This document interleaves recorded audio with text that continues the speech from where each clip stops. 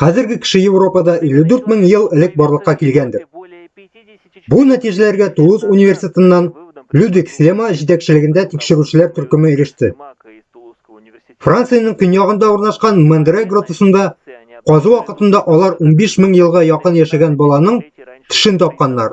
Бу континентта Homo sapiens төрләренең урнашу вакытында алдыннан.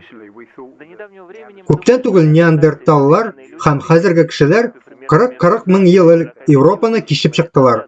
Аннары неандерталлар үлде. Без уйланган күпкә алдарак. Шунысы кызык, соңрак неандерталлар кайтты.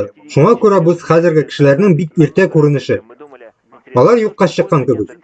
Теш бу урында неандертал эзләре булган мәдәни катламалар арасында табылды.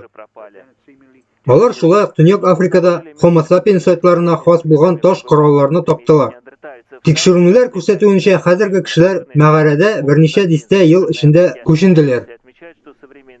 Пробыли в пещере всего несколько десятилетий, после чего на долгие тысячелетия там обосновались неандертальцы.